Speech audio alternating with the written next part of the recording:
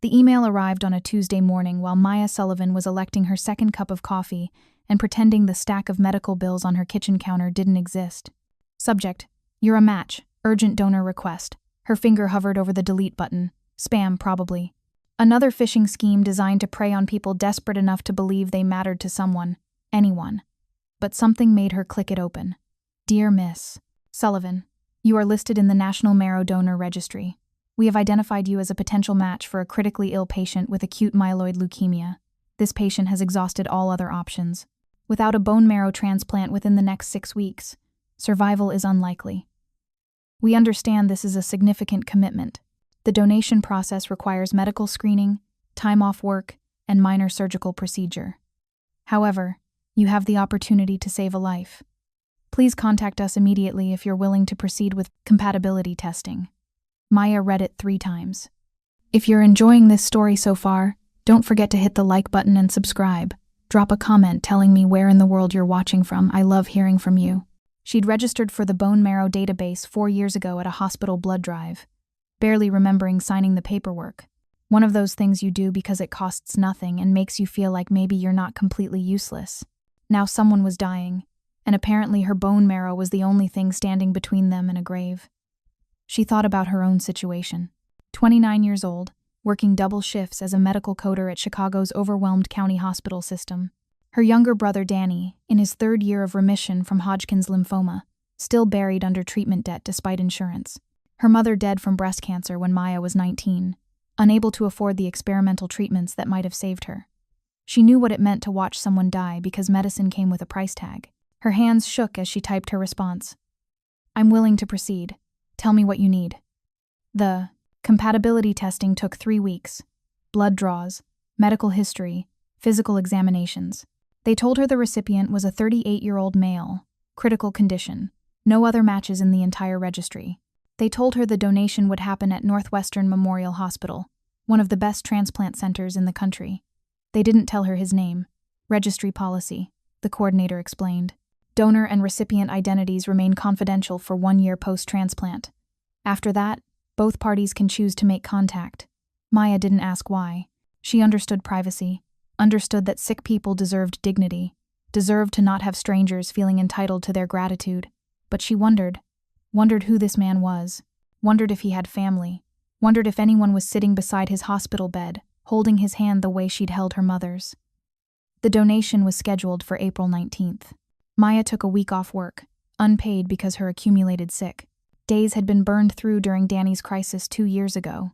She'd manage. She always managed. Her best friend Reese drove her to Northwestern at 5 in the morning.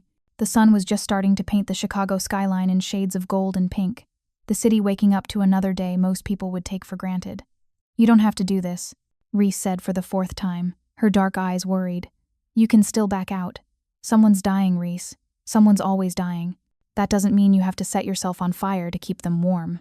Maya smiled, despite the anxiety churning in her stomach. It's bone marrow, not a kidney. I'll be fine.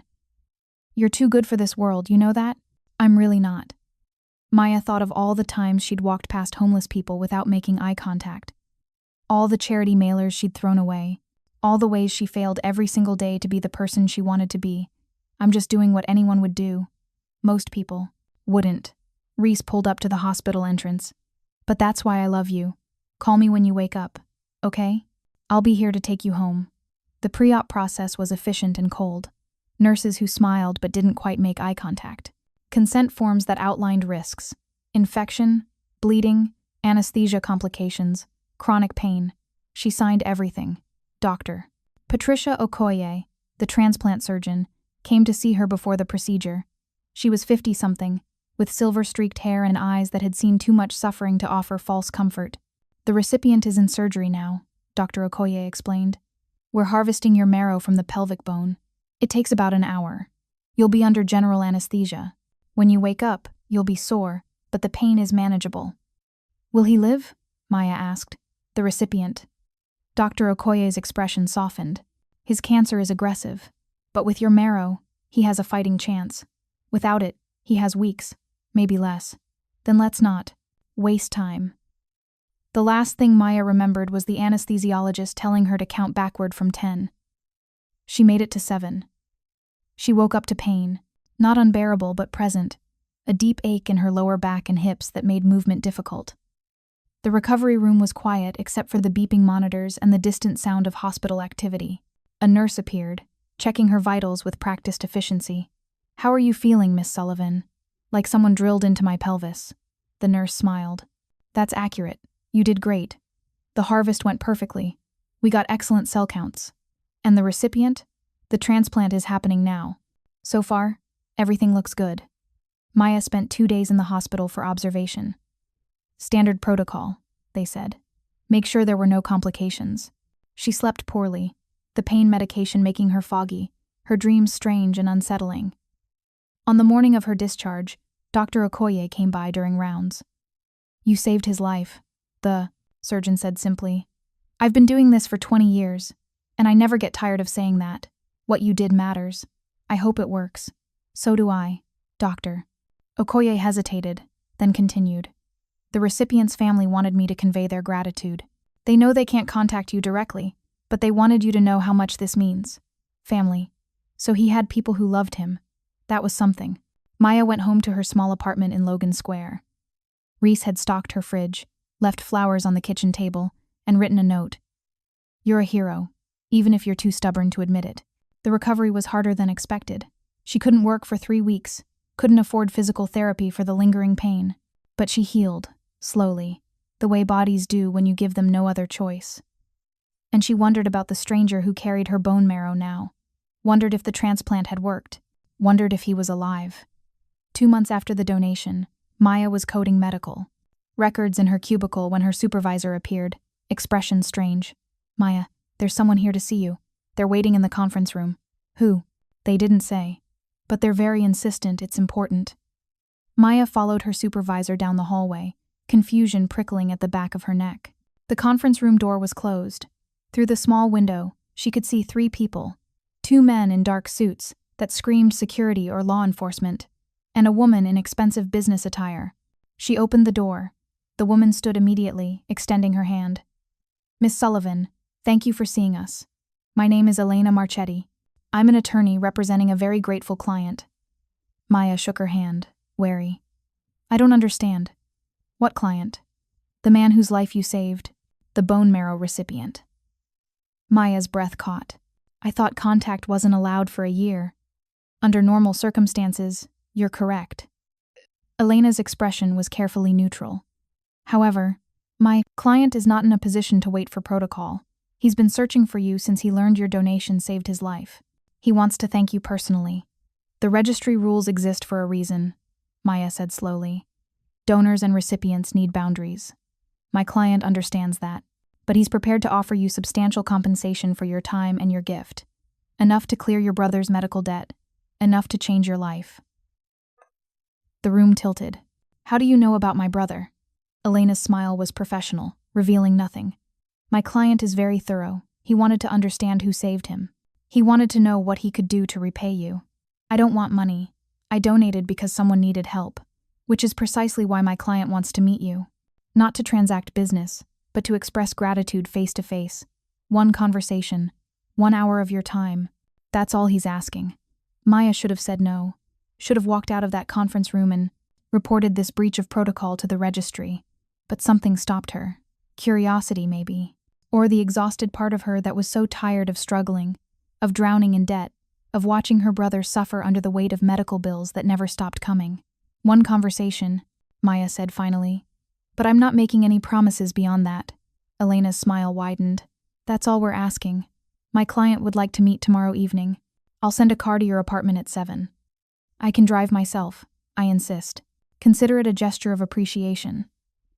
After they left, Maya sat in that empty conference room for 10 minutes, trying to process what had just happened.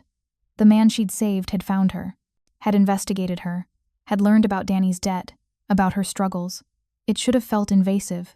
Instead, it felt oddly intimate, like someone had seen her, really seen her, in a way most people never bothered to look. She called Reese from her cubicle. "This sounds like the beginning of a horror movie," Reese said immediately. "Rich, mysterious man tracks down bone marrow donor. Next thing you know, you're waking up in a basement. He wants to say thank you." He wants something. Men like that always want something. You don't even know what kind of man he is. Rich enough to have lawyers who can violate donor registry protocols. Powerful enough to dig into your private life. That tells me everything I need to know. Maya was quiet. Reese had a point. But Maya also thought about the man lying in a hospital bed 2 months ago, his body destroying itself from the inside. His only hope, the marrow of a stranger who'd checked a box on a form 4 years ago. She thought about what it meant to be dying, to be desperate, to need someone, anyone, to care enough to save you. I'm meeting him, Maya said. One conversation. If it feels wrong, I'll leave. Reese sighed. I'm tracking your location, and I'm calling you every 30 minutes. And if anything feels off, if he so much as looks at you wrong, you run. Deal. The next evening, Maya stood in front of her closet, trying to decide what you wore to meet the stranger whose life you saved. Business casual felt too formal. Jeans felt too casual. She settled on dark slacks and a simple blue blouse, minimal makeup, hair pulled back, professional, distant. This was a thank you meeting, nothing more. The car arrived at exactly 7. A black Mercedes, driver in a dark suit who opened the door for her without speaking. The interior smelled like leather and money. They drove north into the city, past the neighborhoods Maya knew, into areas where the buildings had doormen and the cars had price tags she couldn't fathom. Finally, they pulled up to a high-rise overlooking the lake. The driver opened her door. Mr. Moretti is expecting you. Penthouse floor. Moretti. She finally had a name. The lobby was marble and crystal, the kind of space that made her acutely aware of her discount store, clothing. The elevator rose smoothly, silently, opening directly into a penthouse apartment that stole her breath. Floor-to-ceiling windows overlooking Lake Michigan. Modern furniture that probably cost more than her annual salary. Art on the walls that looked like it belonged in museums. And standing by those windows, backlit by the setting sun, was a man. He turned when the elevator opened. Tall, maybe 6'1", with dark hair starting to gray at the temples. He was thinner than he should be, the kind of thinness that came from illness, from a body that had been to war with itself.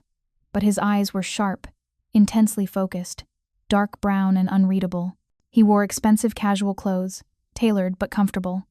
And when he looked at Maya, something in his expression made her breath catch. Not gratitude, not exactly. Something more complicated. Something that felt like recognition. Miss Sullivan. His voice was deep, controlled. Thank you for coming. I'm Dante Moretti. Maya stepped back out of the elevator, acutely aware of the doors closing behind her, sealing her into this space with this stranger. Mr. Moretti, your lawyer said you wanted to thank me. I do. But first, I need to apologize. He moved closer, not crowding, but deliberate. I violated your privacy, had you investigated, interfered with registry protocols. I'm sorry for that. Why did you? Because you saved my life, and I needed to know who you were. His eyes held hers. And because I needed to find a way to repay you. I don't want repayment. I donated because it was the right thing to do. I know. My lawyer told me that's what you'd say. A ghost of a smile crossed his face. Which is why I had to meet you. Because people who do the right thing without expecting anything in return are rare in my world. What world is that? The smile faded. A complicated one. A world where debts matter, where obligations are taken seriously, where gratitude isn't just a word, but a binding commitment. Maya felt the hair on the back of her neck rise. Mr. Moretti, I appreciate the thanks, but I should go. Please, stay for dinner at least. Let me show you proper hospitality. I'm not comfortable with this. Because I'm a stranger, or because you've already realized I'm not just any stranger. The question landed between them, heavy with implication. Maya studied him, really looked, and saw it. The careful way he moved. The watchfulness in his eyes. The security camera in the corner. The thickness of the windows that was probably bulletproof. Who are you? She asked quietly. Someone whose life you saved. Someone who owes you more than money or thanks. He stepped closer, and Maya forced herself not to retreat.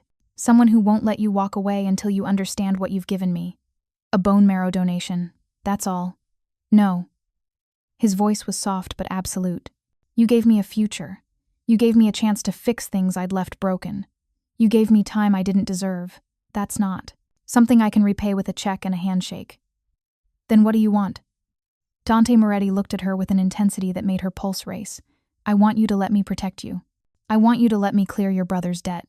I want you to understand that whether you like it or not, whether you wanted it or not, you're under my protection now. Because you saved me, and in my world, that means something." Maya's throat went dry. "What world? Say it." He held her gaze without flinching. "The kind where I've made enemies. The kind where people will eventually learn you're the reason I survived. The kind where you need protection, whether you think you do or not. You're in organized crime. I prefer to say I run a family business with complicated legal implications." His mouth quirked. "But yes, if you need the blunt truth, yes." Maya should have run, should have gotten back in that elevator and never looked back. Instead, she heard herself ask, "Did you know before the transplant that I'd be dragged into this?" "No, I was barely conscious for most of it. By the time I was strong enough to think clearly, the transplant was done. You'd already saved me." His expression softened fractionally. "If I'd known, I would have found a different match. I wouldn't have put you in danger. But I am in danger now. Potentially. My enemies are thorough. They'll investigate my survival, and eventually they'll learn about the bone marrow donor. They'll learn about you. So this meeting, this dinner invitation, it's not really about thanks. It's about controlling the situation. It's about keeping you alive." His voice was steel. "Because I didn't survive cancer just to have your death on my conscience." The apartment felt too small suddenly, the air too thin. Maya moved to the windows, looked out at the city spreading below them. All those lights representing all those lives, most of them blissfully unaware that people like Dante Moretti existed. "I didn't ask for this," she said quietly. "No, but neither did I ask for acute myeloid leukemia." He appeared beside her, not touching, but close enough that she could feel the warmth of him. "We don't always get to choose what happens to us. We only get to choose how we respond. And how do you suggest I respond to learning I saved a criminal's life? By letting me protect you. By understanding that I'm not your enemy, even if I'm not precisely a good man." He turned to face her. "Maya, may I call you Maya?" She nodded, not trusting her voice. "Maya, I won't lie to you. My business involves things that exist in legal gray areas. I've made choices I'm not proud of. I've done things that would horrify you if you knew the details." His eyes were steady, unflinching. "But I'm also a man who was dying, who had exhausted every option, who was told to get his affairs in order because no match existed. And then you appeared. A stranger who didn't know me, didn't owe me anything, and you said yes. Anyway, you gave me life when you had every reason to say no. I didn't know who you were. Exactly. You saved me because it was right, not because I deserved it. Do you have any idea how rare that is? How precious?" Maya's eyes stung. She blinked hard, refusing to cry in front of this dangerous, complicated man. "I need time to think," she said. "Take all the time you need. But while you're thinking, you'll have security watching your apartment. You'll have someone checking your car every morning. You'll have protection whether you accept it or not. That's not protection. That's control. Call it what you want. But you will be safe." His voice left no room for argument. "I didn't survive to let you die because of me." Maya turned to leave, but his voice stopped her at the elevator. "Maya." She looked back. "Thank you," Dante said simply. "For saving me. For giving me a second chance. For being exactly who you are." The elevator doors closed on his intense, unreadable expression. Maya rode down to the lobby, walked to the Mercedes, let the silent driver take her home, and tried to process that her simple act of kindness had just thrown her into a world she didn't understand with a man who terrified and intrigued her in equal measure. When she got home, Reese was waiting on her doorstep, phone in hand, worry etched across her face. "You're alive, thank God. I was 3 minutes from calling the police." "I'm fine, Maya." Reese grabbed her shoulders. "Who was he? What happened?" Maya looked at her best friend, the person who'd been there through her mother's death, through Danny's illness, through every impossible moment of the last 10 years. "His name is Dante Moretti," Maya said quietly, "and I think I just made either the best decision or the worst mistake of my life." She just wasn't sure which yet. The black SUV appeared outside Maya's apartment building the next morning. She noticed it while drinking coffee at her kitchen window, watching the sunrise. Paint Lincoln Avenue in shades of amber and rose. The vehicle was subtle, expensive, and obviously there for her. Dante Moretti wasn't wasting time. Maya went to work, trying to pretend everything was normal. She coded medical records, ate lunch at her desk, avoided questions from coworkers who'd heard about the mysterious visitors yesterday, but normally was impossible when she could feel eyes on her. She spotted the first security detail in the hospital parking garage, a man in a dark jacket, leaning against a pillar, his attention sweeping the area with professional efficiency. He didn't approach, didn't acknowledge her, but she knew. The second was in the coffee shop across from her office building. A woman this time, positioned near the window with a clear view of the entrance. Again, no contact, just presence. It should have felt invasive. Instead, Maya felt strangely calm, like walking through the world wrapped in invisible armor. Her phone buzzed during her afternoon break. Unknown number. Miss Sullivan, this is Elena Marchetti. Mr. Moretti would like to invite you to dinner tonight. He has information you'll want to hear regarding your brother's medical debt. Maya's stomach tightened. He said he wouldn't manipulate me. This isn't manipulation, it's information. Whether you choose to accept his help afterward is entirely your decision. Elena's tone was professional, revealing nothing. 7 o'clock. I'll send the car. I can drive myself. Mr. Moretti insists. Humor him. He's still recovering, and it gives him peace of mind knowing you're traveling safely. The line went dead before Maya could argue. That evening, she found herself back in the Mercedes, back in the elevator rising to Dante's penthouse, back in that overwhelming space where money and power hung in the air like expensive cologne. Dante stood in the kitchen this time, cooking. The sight was so unexpected that Maya stopped mid-step.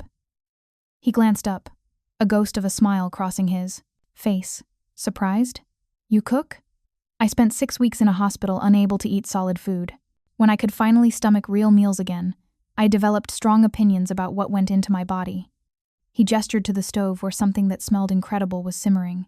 Pasta primavera. Nothing fancy, but it's edible. I hope you're hungry. Maya moved closer, wary but curious. Your lawyer said you had information about my brother. I do, but first, we eat. I've learned not to waste the simple pleasures. He pulled out a chair at the dining table already set with real plates, cloth napkins, wine glasses. Please. She sat, watching as he served the pasta with steady hands. Up close, she could see the evidence of his illness more clearly. The slight tremor when he lifted the wine bottle, the way he moved carefully, like someone still relearning their body's limits, the port scar visible at his collarbone, where the chemotherapy had been administered. How are you feeling? Maya asked. Really? Dante paused, wine bottle hovering over her glass. Honestly? Like I died and came back. Like everything tastes sharper, looks brighter, matters more. He poured the wine, then his own. Like I've been given something precious that I didn't earn, and I'm terrified of wasting it. You're in remission? So far. The transplant took. My blood counts are good. Dr. Okoye says if I make it to 1 year without relapse, my survival odds improve dramatically. His dark eyes held hers. Thanks to you. Thanks to medical science. Thanks to your willingness to let them drill into your pelvis for a stranger. He raised his glass. Thank you doesn't cover it, but thank you anyway. They ate in surprising comfort. The food was good, better than good. The conversation drifted to safe topics. Chicago's unpredictable spring weather, the best pizza in the city, books they'd read. Dante was well-educated, well-traveled, with opinions on everything from architecture to the symphony. He didn't feel like a criminal. He felt like a man. After dinner, Dante brought out a folder, set it on the table between them like a bomb waiting to detonate. Your brother, Daniel, 26 years old, Hodgkin's lymphoma, diagnosed at 23. He's in remission now, but the treatment left him with $340,000 in debt despite insurance coverage. Maya's breath caught. How do you know the exact amount? I make it my business to know things that matter. Dante opened the folder, revealing financial documents, hospital bills, collection agency letters, payment plans that would take Danny 30 years to clear. The debt is destroying his credit, his future, his peace of mind. He works 2 jobs trying to keep up with minimum payments while interest accumulates faster than he can pay it down. That's not your concern. You made it my concern when you saved my life. Dante slid a paper across the table. A cashier's check made out to Danny's creditors, the full amount. I've contacted every hospital, every collection agency, every entity he owes. This clears it. All of it. He walks away debt-free. Maya stared at the check. More money than she'd see in 5 years of work. Enough to give Danny his life back. I can't accept this. Why not? Because it's too much. Because I don't know what strings are attached. Because accepting money from you makes this something other than what it was. What was it? Dante leaned forward. Tell me what you think happened between us. I donated bone marrow. You survived. That's all. No. His voice was soft but absolute. You gave me a piece of yourself. Your cells are in my body right now, keeping me alive. Your DNA is mixed with mine. You're literally part of me. His hand moved across the table, not touching her but close. That's not nothing, Maya. That's intimate in a way most people never experience. Her pulse kicked up. It's a medical procedure. It's a bond. His eyes held hers. Whether you want to acknowledge it or not. Maya stood, needing distance. She walked to the windows, pressed her forehead against the cool glass. Below, the city sprawled in all its complicated beauty. Why does this matter so much to you? She asked. The debt, the protection, all of it. You could have just sent a thank you card through the registry when the year was up. Dante's reflection appeared in the glass behind her. Because I was dying, Maya. Really dying. I'd accepted it, made peace with it. I was 38 years old, and I'd done enough, seen enough, destroyed enough that death felt almost like relief. What changed? You. He turned her gently to face him. Some stranger I'd never met decided I was worth saving. You didn't know if I was good or bad, rich or poor, deserving or not. You just said yes because someone needed help. That kind of goodness, that kind of simple human decency, it reminded me that maybe the world isn't entirely broken. Maybe there are still people worth protecting. I'm not special. Anyone would have done the same. No, they wouldn't. The registry has millions of potential donors. Most never respond when they're matched. Most find excuses, complications, reasons to say no. But you said yes. His hand came up, cupped her face with surprising gentleness. You're extraordinary, even if you can't see it. Maya should have stepped back, should have maintained distance, but something in his touch, in his eyes, kept her frozen. I'm scared, she whispered. Of me? Of all of this. Of what it means that you're in my life now. Of the fact that I don't want to leave. Dante's thumb brushed her cheekbone. Then don't leave. Stay for dinner. Stay for conversation. Stay until you figure out what this is between us. What if it's nothing? Then you walk away and I let you go. His smile was sad. But we both know it's not nothing. He was right. From the moment she'd seen him standing by those windows, something had clicked into place. Recognition, attraction, connection. She didn't have words for it, but it was real. Maya stepped back, needing to think clearly. Tell me about your business. The truth. Dante's expression shuddered. Are you sure you want to know? Yes. He moved to the bar, poured himself whiskey, offered her one.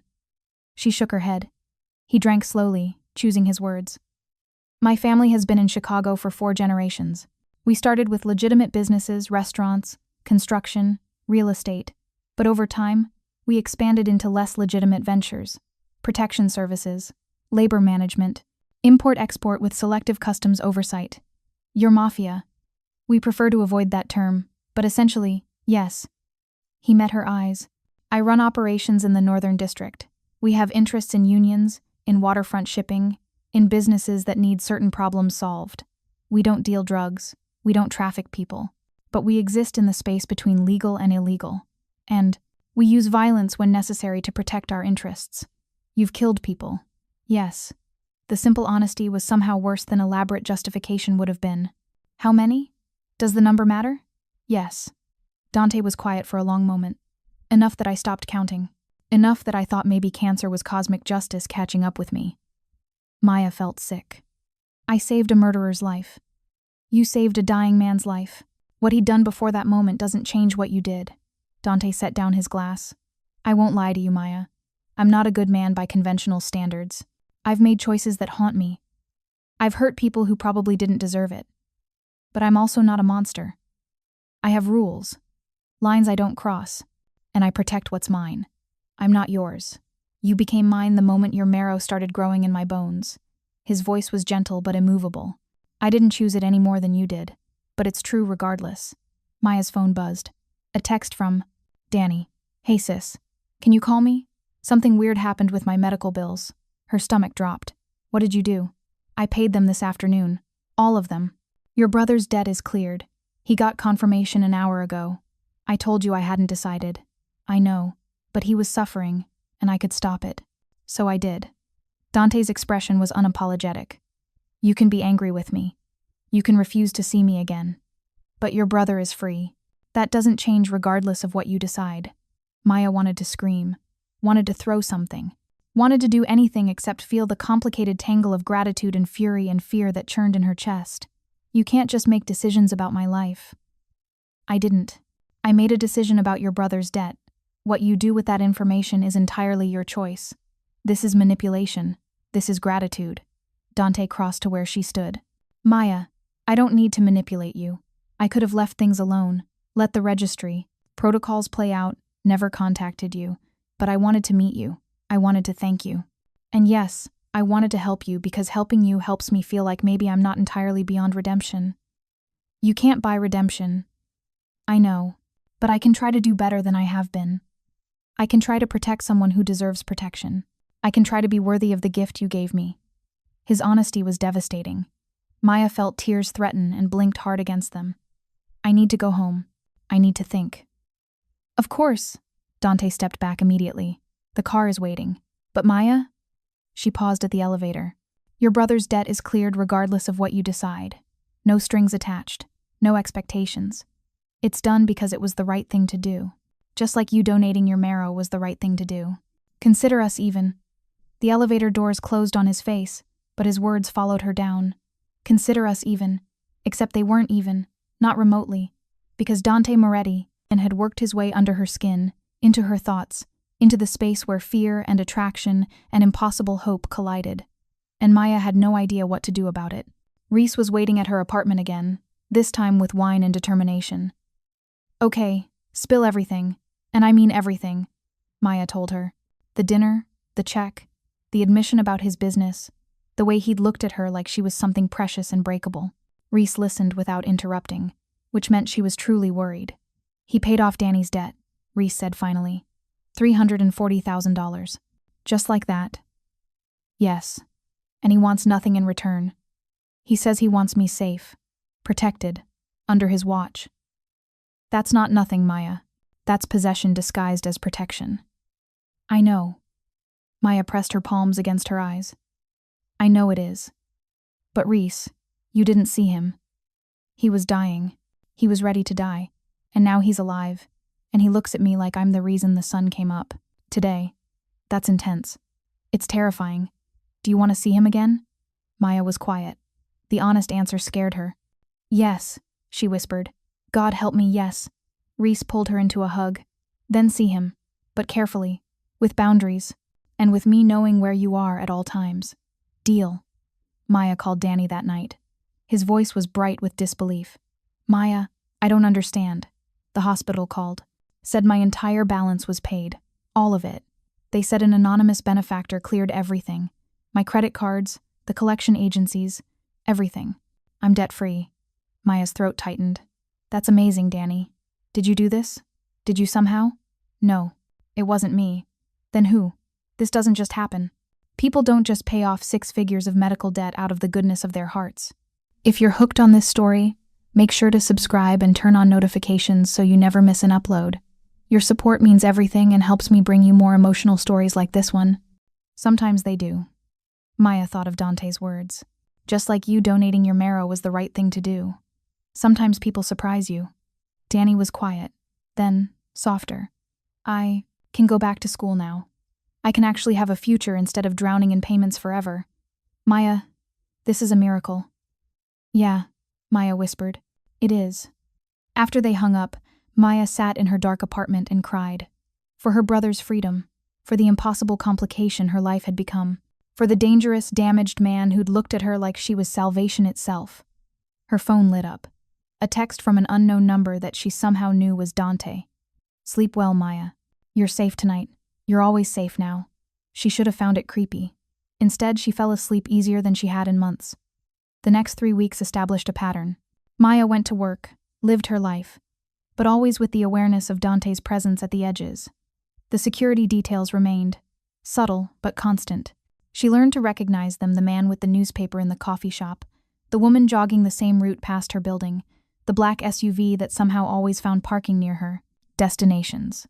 Dante texted occasionally. Never demanding, Never intrusive. Just small observations, questions, moments of connection. Did you try the new Thai place on Armitage? Their curry is extraordinary. Watching the thunderstorm from my windows. Do you like storms? Hope work wasn't too brutal today. Maya found herself responding, found herself looking forward to those small messages, found herself wondering what he was doing, how he was feeling, if the remission was holding. 3 weeks after their second dinner, Elena called. Mr. Moretti would like to see you. He has a proposition that doesn't involve money or obligation, just a request that you're free to decline. What kind of request? He'd prefer to explain in person. Tomorrow evening if you're available. Maya should have said no, should have maintained distance. But curiosity won. I'll be there. This time, when the elevator opened, Dante wasn't alone. A girl sat on his couch, maybe 16, with dark hair and Dante's eyes. She looked up when Maya entered, her expression guarded but curious. Maya, this is Lucia, my daughter. Dante's voice carried unexpected vulnerability. Lucia, this is Maya Sullivan, the woman I told you about. Maya's breath caught. Daughter. Dante had a daughter. Lucia stood, extending her hand with formal politeness. Nice to meet you. Papa says you saved his life. Your father's doctors saved his life. I just helped. That's not what he says. Lucia's eyes were sharp, assessing. He says you're the reason he's alive. The reason I still have a father. The weight of that statement settled over the room. Dante gestured to the couch. Please, sit, both of you. I want to explain why I asked you here. Maya sat, acutely aware of Lucia's presence. This changed everything. Dante wasn't just a dangerous man with complicated business. He was a father. Lucia lives with her mother in New York, Dante began. My ex-wife remarried several years ago. It's an amicable arrangement. Lucia spends summers and holidays with me. And I'm here now because Papa almost died, Lucia added bluntly. And I want to meet the person who made sure that didn't happen.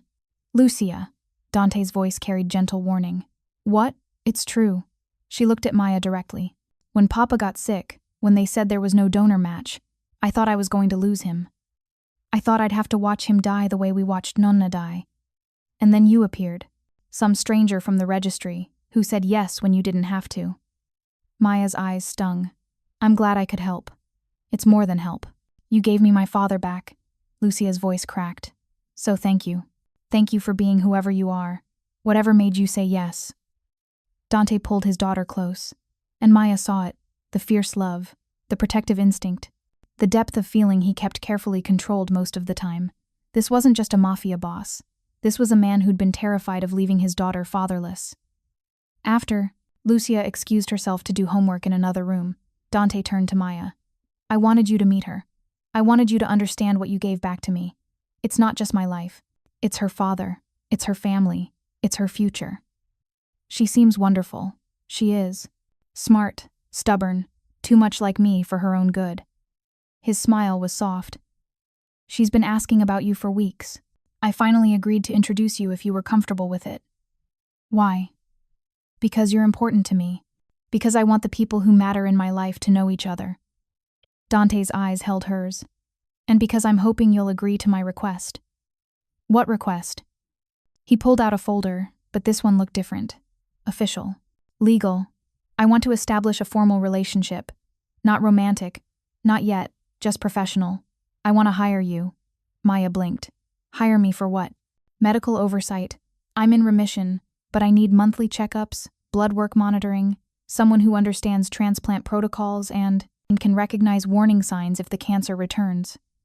Dante slid the papers across. You're a medical coder. You understand the healthcare system.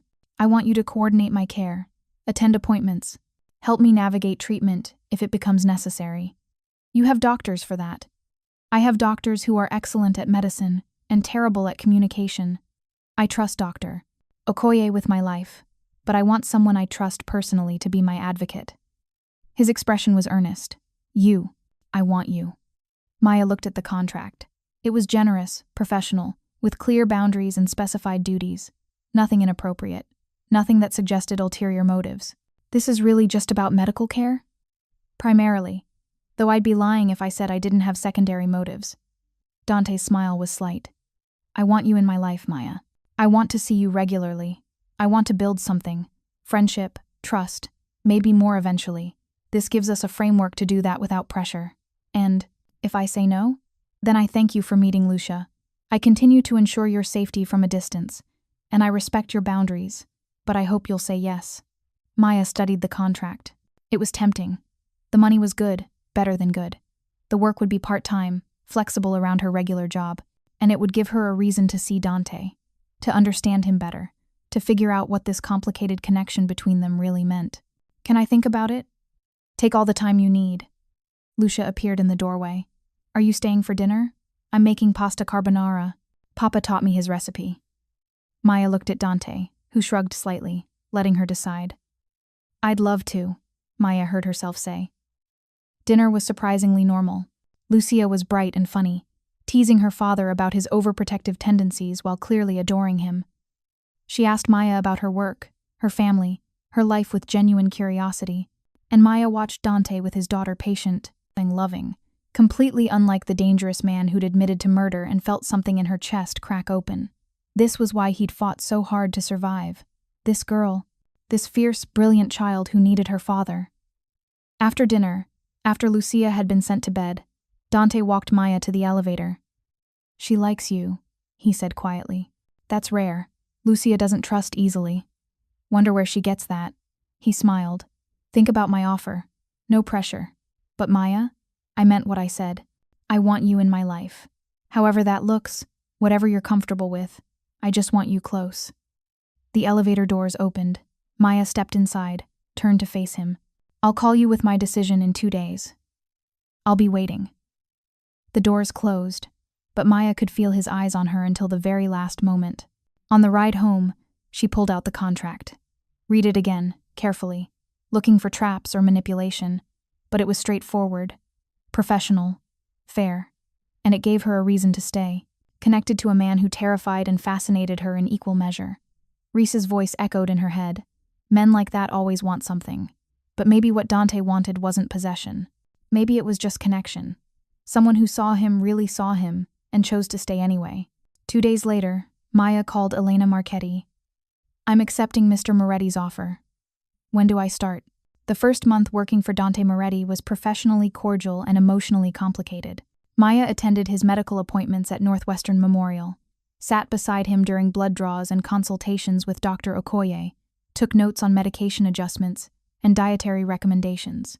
She coordinated with his regular physician, scheduled follow-ups, maintained meticulous records of his recovery progress, and she tried very hard not to notice how his eyes followed her around the room, how his hand would brush hers when passing paperwork, how he smiled differently now, warmer, more open. They were building something.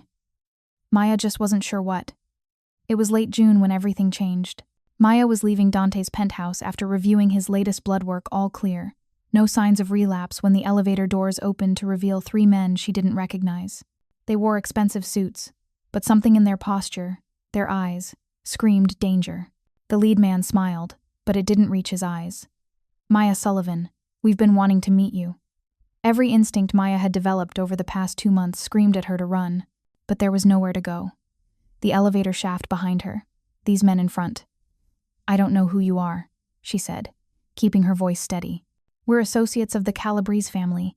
We understand you're the reason Dante Moretti is still breathing. The man stepped closer. That makes you very interesting to us. I'm his medical coordinator. Nothing more. Don't insult our intelligence. Moretti doesn't hire 6-figure coordinators unless they matter. And you, Miss Sullivan, clearly matter. His hand moved to his jacket. Our employer would like to speak with you. We're going to take a ride. Maya's heart hammered. She thought about screaming, but who would hear?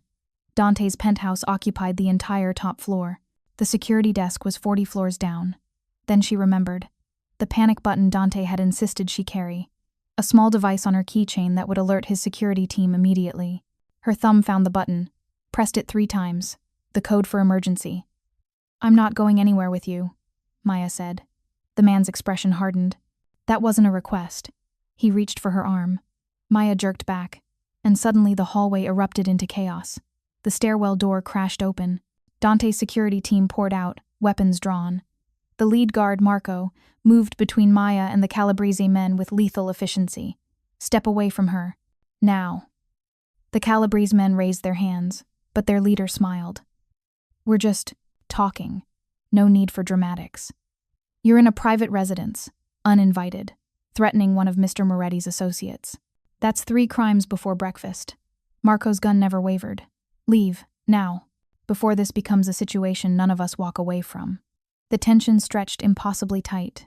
Then the elevator dinged, and Dante emerged, his expression colder than Maya had ever seen. Gentlemen, his voice could have cut glass. Explain why you're in my home threatening my people. The lead Calabrese man's smile faltered. Moretti, we were just introducing ourselves to your medical coordinator. By cornering her alone in a hallway? Interesting introduction technique.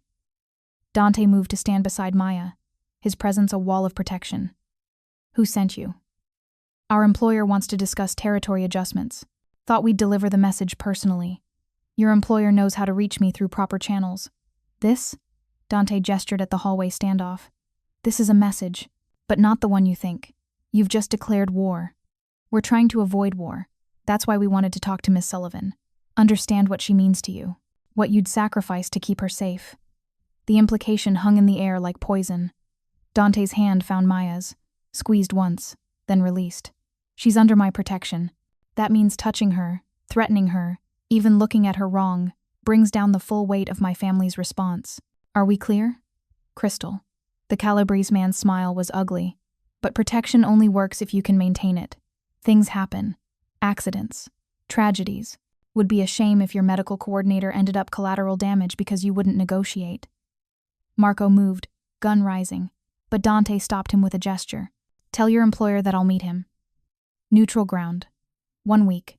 And tell him that if anything happens to Maya Sullivan, if she so much as gets a parking ticket that seems suspicious, I'll burn his entire operation to the ground. Dante's voice was death itself. I survived cancer. I'm not afraid of dying anymore. That makes me very, very dangerous. The Calabrese men left, but the threat lingered. After Marco secured the floor and checked for additional intruders, Dante pulled Maya into his penthouse. His hands were shaking. Are you hurt? Did they touch you? I'm fine. Scared, but fine. I'm sorry. God, Maya, I'm so sorry. He pulled her into his arms, held her like she might disappear. This is exactly what I was trying to prevent. They know about you now. They know you matter. Maya pulled back enough to see his face. What happens now? Now I end this. Permanently. His jaw was tight. The Calabrese family has been pushing into my territory for months. This was their move, using you as leverage. But they made a mistake. What mistake? They showed me exactly how far they're willing to go. Now I know what I'm dealing with. Dante cupped her face. I need you to go somewhere safe. Somewhere. They can't find you. I have a property upstate, completely off the grid. You'll stay there with security until this is resolved. How long will that take? However long it takes. His eyes were dark with something Maya couldn't name. Rage, fear, determination. I won't let them hurt you. I won't let you become collateral damage in my war, Dante. Please. His forehead pressed against hers. Please let me protect you. Let me fix this before someone takes you away from me. The raw emotion in his voice broke something open in Maya's chest. Okay, she whispered. I'll go. The property upstate was a compound disguised as a country estate.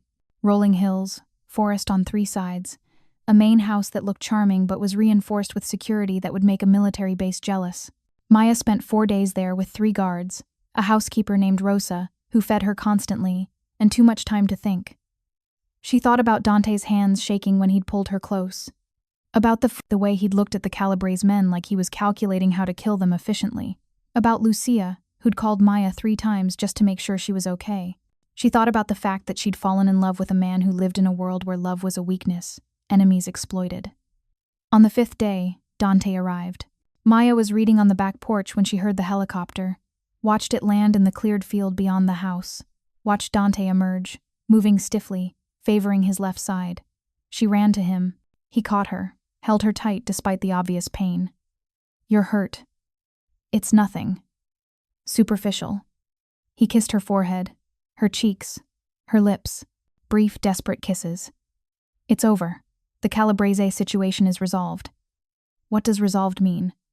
It means their leadership accepted my terms. It means they've agreed to stay out of my territory, to leave my people alone, to never mention your name again. His eyes were haunted. It means I did things I'm not proud of, to keep you safe.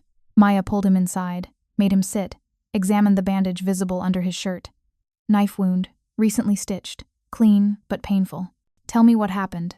Maya, tell me. I need to know. So he did. Told her about the meeting with the Calabres family, the negotiations that had turned violent, the fight that had ended with their top enforcer dead, and their leadership understanding exactly what Dante was capable of when someone threatened what was his. I killed a man for you, Dante said quietly. Stabbed him in the throat when he suggested they could get to you despite my protection. And I'd do it again. I'd do worse. That's who I am, Maya. That's what loving you means. The words hung between them. Loving you. He loved her. Maya's hands trembled. You can't say things like that. Why not? It's true. Because I'm supposed to be smart enough not to fall in love with a man who kills people. I'm supposed to be sensible enough to walk away from this. Impossible, dangerous, completely insane situation. She cupped his face. But I can't, because I love you too. God help me. I love you. Dante's kiss was desperate, claiming, full of relief and hunger and fear. Maya kissed him back, pouring every complicated emotion into it. When they finally broke apart, both breathing hard, his forehead rested against hers. This won't be easy, he said. Loving me, being with me, there will always be threats, always be enemies who see you as a weakness to exploit. I know. I can't promise you safety or normalcy, or a life free from danger. I know that too. But I can promise you that I will protect you with everything I have, that I will love you more than I've ever loved anyone except Lucia, that I will spend every day trying to be worthy of what you gave me. His hands tangled in her hair. Stay with me, Maya. Build a life with me. Let me prove that even men like me can be redeemed by the right person. Maya thought about the past 3 months, the fear and confusion and impossible choices. She thought about Danny, debt-free and back in school. About Lucia, who had her father because a stranger had said yes. About Dante, who'd looked death in the face and come back different. She thought about the woman she'd been before, cautious, careful, playing it safe, and the woman she was becoming, braver, stronger, someone who walked into fire and survived. Yes, she said, I'll stay. His smile was everything. Relief and joy and love so intense it made her ache. They spent the rest of that day and night together, talking, touching, learning each other outside the constraints of professional boundaries. Dante told her about growing up in the family business, about the choices that had led him here, about his hopes for Lucia's future away from this world. Maya told him about her mother's death, about the guilt of surviving when someone you love doesn't, about the terror of watching Danny fight cancer and understanding exactly how fragile life really was. We're both survivors, Dante said as they lay together watching dawn paint the sky. Both of us have looked at death and chosen to keep fighting. We're also both idiots, Maya said, falling in love in the middle of a mafia war. The best love stories are always a little bit idiotic. She laughed, and he kissed her. And for that perfect moment, everything was exactly right. 6 months later, Maya stood in Dante's penthouse watching snow fall over Chicago. The city looked peaceful from this height, all the violence and complication hidden under white. Dante emerged from his study, phone in hand. Lucia's flight lands at 6. She's bringing her boyfriend. I'm required to be welcoming and not threatening. You'll be terrible at that. Probably. But I'll try. He wrapped his arms around her from behind. For her. For you. Maya leaned into him, feeling his heart beat steady against her back. 9 months post-transplant, and his remission was holding strong. Dr. Okoye was cautiously optimistic about long-term survival. I have something for you, Dante said. He pulled a small box from his pocket. Maya's breath caught. Before you panic, this isn't a proposal. Not yet. His smile was soft, but it's a promise. Inside was a pendant, a simple gold design shaped like interlocking cells, a bone marrow cell and a blood cell, intertwined. You're in my blood, Maya. Literally. Your cells keeping me alive every day. This is a reminder that we're connected in ways most people never experience. That what we have is deeper than romance or attraction. It's biological, cellular, permanent. Maya's eyes stung. It's perfect. He fastened it around her neck, kissed the spot where it rested against her collarbone. When I'm ready to propose, really propose, you'll know. It'll be more romantic, more elaborate. But this is me saying that you're mine, and I'm yours. and nothing changes that. Even when your world tries to tear us apart? Especially then. The intercom buzzed. Marco's voice came through. "Boss, Detective Chen is here. Says it's urgent." Dante's expression hardened instantly. Maya recognized the detective's name. She was with organized crime, one of the few honest cops in a department known for looking the other way. "Send her up."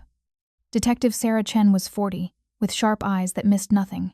She nodded at Maya, then turned to Dante. "We need to talk. Privately. Anything you say to me can be said in front of Maya." Chen's eyebrows rose, but she continued. "The Calabrese family is making noise again. Not about territory this time. About her." She gestured at Maya. "They're claiming you used undue influence to interfere with their business. That you violated the peace accords between families. They threatened her first." "I know. I'm not here to arrest anyone." Chen's expression was complicated. "I'm here because I've been watching organized crime in this city for 15 years, and I know how these things end. Blood, usually, a lot of it." "What's your point, detective?" "My point is that Miss Sullivan is a civilian. She doesn't deserve to be caught in the crossfire of your war. So I'm offering her protective custody, legal protection, a way out." The silence was deafening. Maya found her voice first.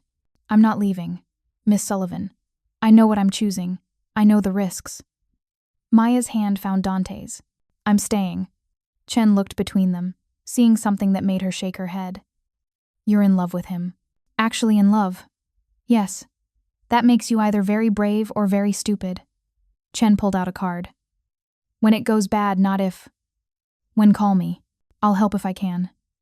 After she left, Dante pulled Maya close. "You could have taken her offer.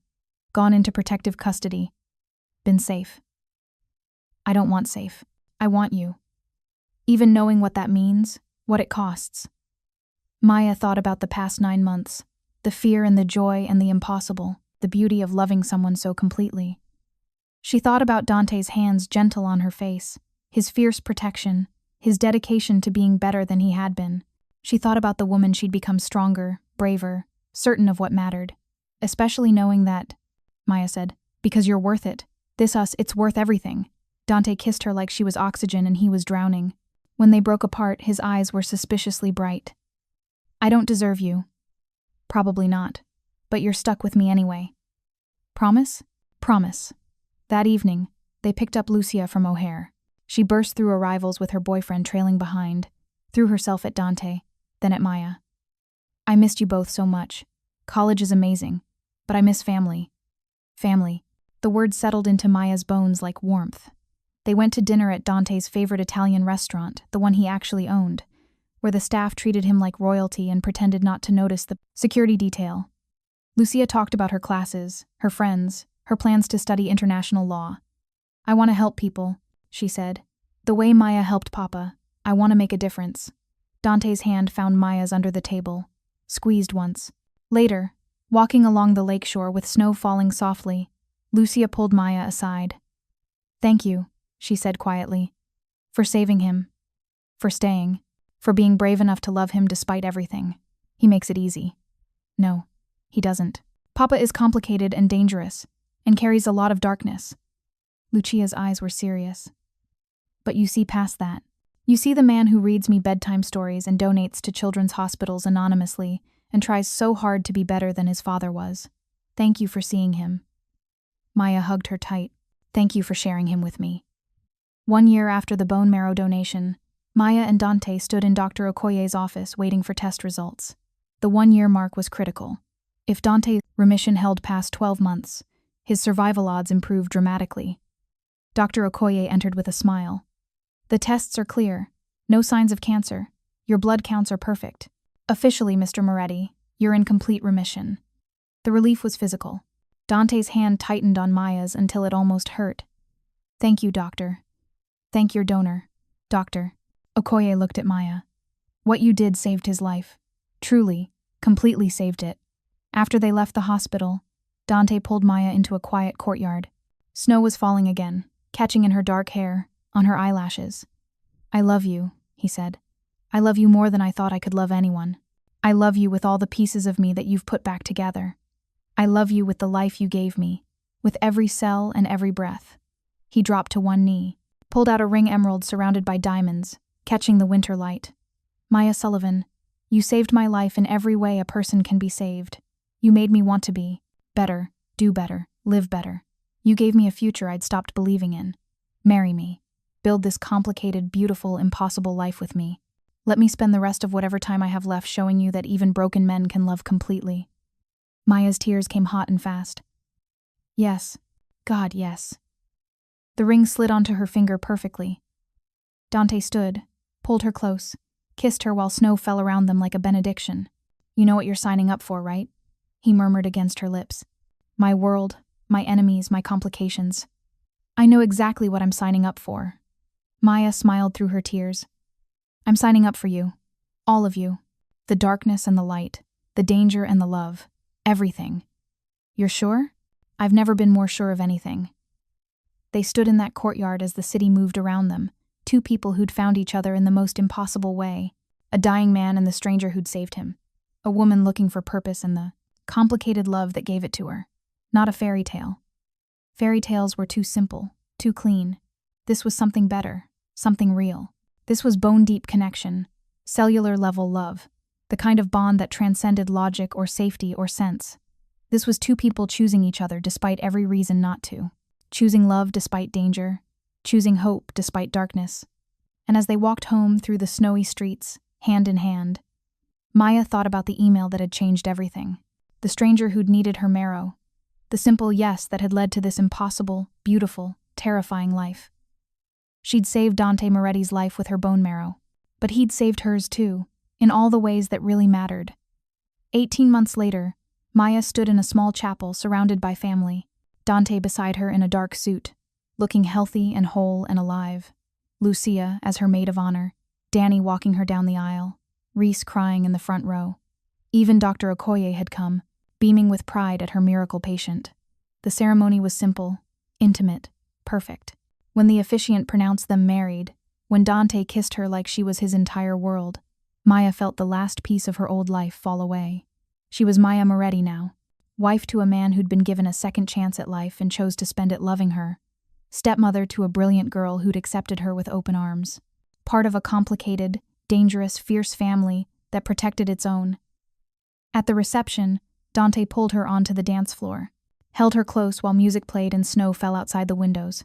Any regrets? He asked. Maya looked around, at Lucia dancing with Danny, at Reese laughing with Marco, at the life they'd built from impossible circumstances. Not a single one. Even knowing what comes with this, the danger, the complications, the enemies, especially knowing that. She touched the pendant at her throat, the bone marrow cell and blood cell, intertwined, forever. We're connected, Dante, in ways deeper than marriage or love. You carry my cells in your body. I carry your heart in mine. Nothing breaks that. Nothing, he agreed. They danced until the snow stopped, until the guests had left, until it was just the two of them and the impossible, beautiful future stretching ahead. Maya had donated bone marrow to save a stranger. Instead, she'd found family, purpose, and a love that defied every odd. She'd found home, and that, she thought as Dante kissed her one more time, was worth every risk, every fear, every impossible choice, because some bonds run deeper than blood.